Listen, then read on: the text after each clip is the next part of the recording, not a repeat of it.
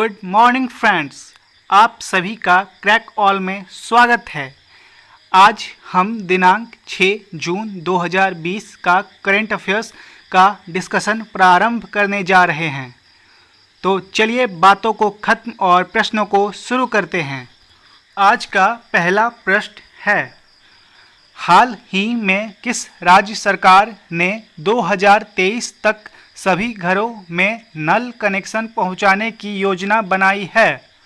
इसका सही आंसर होगा ऑप्शन डी, यानी अरुणाचल प्रदेश। अरुणाचल प्रदेश ने 2023 तक वहां के सभी घरों में नल कनेक्शन पहुंचाने की योजना बनाई है। और ये रहा अरुणाचल प्रदेश का मैप। चलिए अब जानते हैं अरुणाचल प्रदेश इन दिनों क्यों चर्चित रहा।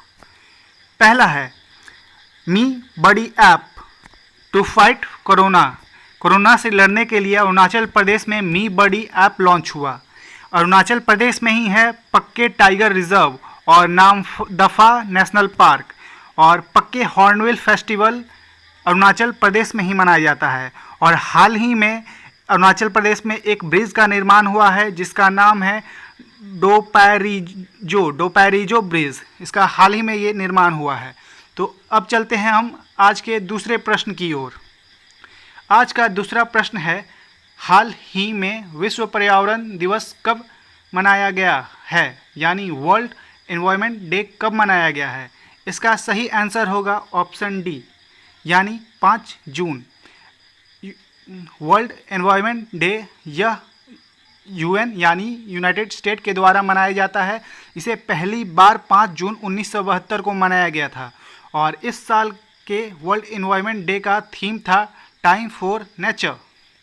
तो ये एक इम्पॉर्टेंट डे वाला क्वेश्चन था। और जून में अब तक जितने भी इम्पॉर्टेंट डे के क्वेश्चन आए हैं, यानी जो इम्पॉर्टेंट डे मनाए गए हैं, उसको मैं आपको रिवाइज कराता हूँ। तो आप भी मेरे साथ साथ बोलिए। जून महीने का पहला इम्पॉर्टेंट डे मनाया गया था 1 जून को, और 1 जून को मनाया गया था वर्ल्ड मिल्क डे, यानी विश्व दूध दिवस। अब एक यहाँ पे डाउट होता है कि वर्ल्ड मिल्क डे और नेशनल मिल्क डे में अंतर क्या है। वर्ल्ड मिल्क डे है जो 1 से ज़्यादा 2 से ज़्यादा अंतर्राष्ट्रीय लेवल पे यानी इंटरनेशनल लेवल पे मनाया जाता है, यानी 1 से ज़्यादा देशों में मनाया जाता है। और राष्ट्रीय मिल्क डे वो होता है जो अपने देश, बस किसी एक देश में मनाया जाता है। और नेशनल मिल्क डे यानी राष्ट्रीय मिल्क डे कब मनाया जाता है? तो 26 नवंबर को। और अब चलते हैं 2 जून के इम्पोर्टेंट डे की तरफ। 2 जून को तेलंगाना राज्य स्थापना दिवस था। आप सभी को पता होगा 2 जून 2014 को तेलंगाना आंध्र प्रदेश से अलग हो के एक अलग राज्य के रूप में गठित हुआ था, ठीक है। और 2 जून को ही मनाया गया था सेक्स वर्कर्स डे। और अब चलते हैं 3 जून की ओर। 3 जून को मनाया गया था वर्ल्ड बाईसाइकिल डे, यानी विश्व साइकिल दिवस, और इसे यूएन मनाता है, ठीक है। अब चलते हैं 4 जून की ओर। 4 जून को मनाया गया था international day of children victim of aggregation. यह भी यूनाइटेड नेशन के द्वारा मनाया गया था। अब आज है 5 जून, और 5 जून को मनाया गया है वर्ल्ड एनवायरनमेंट डे, यानी विश्व पर्यावरण दिवस। तो अब इतने सारे, और ये भी यूनाइटेड नेशन के द्वारा मनाया जाता है। तो अब चलते हैं हम कुछ यूनाइटेड नेशन के बारे में जान लेते हैं। यूनाइटेड नेशन की स्थापना कब हुई थी? 24 अक्टूबर 1945 को। और यूनाइटेड नेशन का हेडक्वार्टर कहाँ पे है? तो न्यूयॉर्क में। और इसके हेड कौन है? तो एंटोनियो गुटेरस। और वर्तमान में यूनाइटेड नेशन के कितने कंट्री मेंबर है? तो 193, यानी 193 कंट्री अभी यूनाइटेड नेशन के मेंबर है। और यूनाइटेड नेशन डे कब मनाया जाता है? यूनाइटेड नेशन डे उसी दिन मनाया जाता है जिस दिन इसकी स्थापना हुई थी, यानी 24 अक्टूबर को। तो अब चलते हैं आज के अगले प्रश्न की ओर।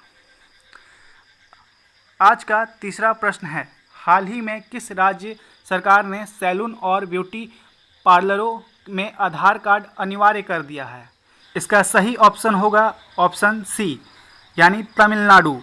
जैसा कि आप सभी तमिलनाडु को मैप में देख पा रहे होंगे, ये है तमिलनाडु।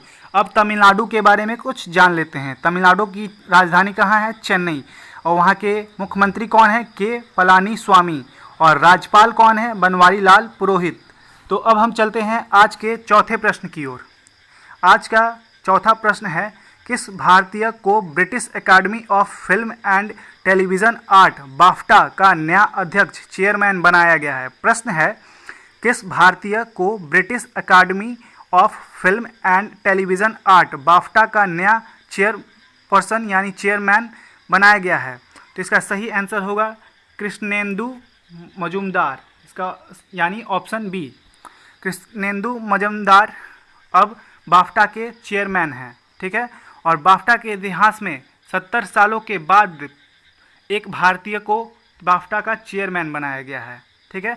और ये है कृष्णेंदु मजूमदार, ठीक है। तो अब चलते हैं आज के अगले प्रश्न की ओर। अगला प्रश्न है, इंडिया और किस देश ने 4 जून 2020 को एक दूसरे के मिलिट्री बेस का उपयोग करने का एग्रीमेंट किया है? प्रश्न है, इंडिया और किस देश ने 4 जून को एक दूसरे के मिलिट्री बेस का उपयोग करने का एग्रीमेंट किया है? तो इसका सही आंसर होगा ऑस्ट्रेलिया, यानी ऑप्शन डी। इंडिया और ऑस्ट्रेलिया ने यह डिसाइड किया है कि वे एक दूसरे के मिलिट्री बेस का यूज़ करेंगे, ठीक है। ऑस्ट्रेलिया इंडिया में अंडमान निकोबार आइलैंड का नेवल बेस यूज़ करेगा। यहाँ वो अपने नेवल शिप डॉक कर सकेगा और फाइटर प्लेन भी उतार सकेगा, ठीक है। तो अब चलते हैं, हम कुछ ऑस्ट्रेलिया के बारे में जान लेते हैं। ये जो मैप में आपको दिख रहा है ये है ऑस्ट्रेलिया। ऑस्ट्रेलिया की राजधानी क्या है? कैनबरा। और ऑस्ट्रेलिया का करेंसी क्या है? ऑस्ट्रेलियाई डॉलर। और अभी वहाँ के प्रधानमंत्री कौन है? Scott Morrison. दोस्तों, जैसा कि आप सभी जानते हैं कि क्रैक ऑल द्वारा चलाए जा रहे करेंट अफेयर के इस सीरीज़ का एकमात्र उद्देश्य है अधिक से अधिक परीक्षार्थियों को लाभान्वित करना। अगर आप चाहते हैं कि ऐसे ही करेंट अफेयर के वीडियोस आपको समय पर मिलते रहें तो चैनल को सब्सक्राइब कर लें। समय पर नोटिफिकेशन पाने के लिए बेल आइकन को दबा दें। और अगर आपको लगता है कि यह वीडियो अच्छा है, आपके लिए लाभदायक है, तो वीडियो को लाइक कर दें। साथ ही इसे शेयर भी कर दें ताकि अधिक से अधिक लोग लाभान्वित हो सके। तो चलिए अब हम आज के अगले प्रश्न की ओर बढ़ते हैं। अगला प्रश्न है, बॉलीवुड से जुड़े बासु चटर्जी का निधन 4 जून 2020 को हो गया। वह इनमें से किस वजह से मशहूर थे? इसका सही आंसर होगा ऑप्शन ए, यानी फिल्म निर्देशन यानी फिल्म डायरेक्शन। उनका मृत्यु 93 वर्ष की आयु में 4 जून को मुंबई में हो गया। इनका जन्म 30 जनवरी 1930 को राजस्थान के अजमेर में हुआ था, ठीक है। और बासु साहब निर्देशन के लिए यानी डायरेक्शन के लिए बहुत ही फेमस थे। इनकी हर एक मूवी बहुत ही कमाल की, बहुत सुपर डुपर हिट हुई थी और इसीलिए इतने चर्चित थे। और यह 1969 से लेकर 2011 तक फिल्म इंडस्ट्री में सक्रिय थे यानी एक्टिव थे। तो चलते हैं आज के अगले प्रश्न की ओर। आज का अगला प्रश्न है, प्रधानमंत्री नरेंद्र मोदी के किस निजी सचिव को विश्व बैंक के कार्यकारी निर्देशक का वरिष्ठ सलाहकार नियुक्त किया गया है? तो इसका सही आंसर होगा राजीव टोपने। राजीव टोपने एक आईएएस ऑफिसर है। यह 1996 बैच के आईएएस ऑफिसर है।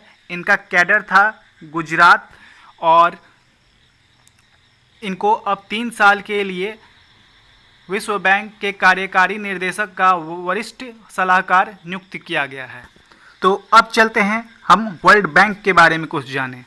वर्ल्ड बैंक के प्रेसिडेंट कौन है? David Malpass. और वर्ल्ड बैंक की स्थापना कब हुई थी? जुलाई 1944 या 1945। ऐसा आप सोच रहे होंगे कि यहाँ पे 2 ईस्वी क्यों हुआ है।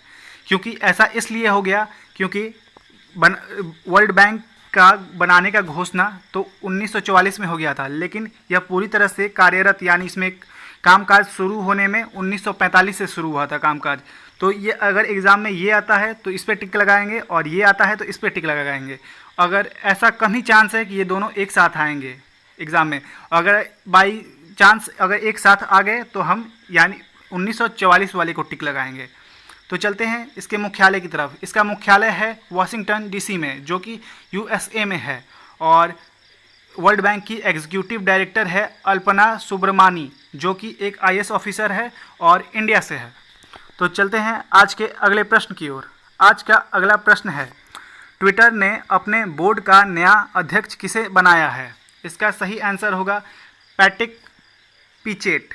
पैट्रिक पिचेट गूगल के CFO यानी चीफ फाइनेंशियल ऑफिसर 2008 से लेकर 2015 तक रह चुके हैं। पैट्रिक पिचेट गूगल के CFO यानी चीफ फाइनेंशियल ऑफिसर 2008 से लेकर 2015 तक रह चुके हैं। तो अब हम बढ़ते हैं ट्विटर के बारे में कुछ जानने के लिए। ट्विटर का स्थापना कब हुआ था? 21 मार्च 2006। इसका मुख्यालय कहाँ पे है? San Francisco, California, USA। और इसके CEO कौन है? Jack Dorsey. ठीक है, तो चलते हैं अब अगले प्रश्न की ओर। आज का अगला प्रश्न है, राष्ट्रीय उर्वरक limited national fertilization limited NFL का CMD chairman and managing director किसे नियुक्त किया गया है? तो इसका सही आंसर होगा VN दत्त। ये जो आपको फोटो में दिख रहे हैं ये है VN दत्त और इन्हें अब नेशनल फर्टिलाइजर लिमिटेड NFL का CMD यानी चेयरमैन एंड मैनेजिंग डायरेक्टर नियुक्त किया गया है। इन्हें यह पद एडिशनल चार्ज के तौर पर दिया गया है और VN दत्त यह कार्यालय में यानी NFL में पहले से ही मार्केटिंग निर्देशक के रूप में कार्यरत थे। तो अब हम चलते हैं आज के आखिरी प्रश्न की ओर। आज का आखिरी प्रश्न यानी 10वां प्रश्न है, RBI ने लक्ष्मी विलास बैंक के CEO सुब्रमण्यम सुंदर का कार्यकाल कितना बढ़ा दिया? इसका सही आंसर होगा ऑप्शन A यानी 6 महीने। 6 महीने के लिए RBI ने लक्ष्मी विलास बैंक के CEO सुब्रमण्यम सुंदर का कार्यकाल बढ़ा दिया है। अब सुब्रमण्यम सुंदर 30 नवंबर 2020 तक लक्ष्मी विलास बैंक के CEO रहेंगे। तो अब हम चलते हैं, जो मैंने आपको कल होमवर्क दिया था और जिसका आंसर आपसे कमेंट बॉक्स में मांगा था, अब उस प्रश्न का उत्तर जानने के लिए। कल का प्रश्न था, हाल ही में किसने हुनर इंडिया आर्ट लिस्ट 2020 में टॉप किया है? इसका सही आंसर होगा अनीस कपूर। ये जो फोटो में आपको दिख रहे हैं ये है अनीस कपूर और इन्होंने 2020 हुनर इंडिया आर्ट टॉप किया है। तो अब हम चलते हैं आज के क्वेश्चन ऑफ द डे की ओर। आज का क्वेश्चन ऑफ द डे है, भारत सरकार ने तबलीगी जमात में शामिल होने वाले 2200 से अधिक विदेशी नागरिकों के भारत आने पर कितने साल का प्रतिबंध लगा दिया है? प्रश्न है, भारत सरकार ने तबलीगी जमात में शामिल होने वाले 2200 से अधिक विदेशी नागरिकों के भारत आने पर कितने सालों का प्रतिबंध लगा दिया है? ऑप्शन है 2 साल, 5 साल, 8 साल और 10 साल। इसमें से जो भी आपको आंसर लगता है आप कमेंट बॉक्स में उसे लिखें और उसके बारे में आपको जितना पता हो उतना ज़्यादा डिटेल में लिखें। तो चलिए आज के डिस्कशन को समाप्त करते हैं और यदि आपको यह वीडियो अच्छा लगा तो लाइक करें, शेयर करें और चैनल को सब्सक्राइब करना ना भूलें। वीडियो का PDF आपको डिस्क्रिप्शन बॉक्स में मिल जाएगा। Thank you.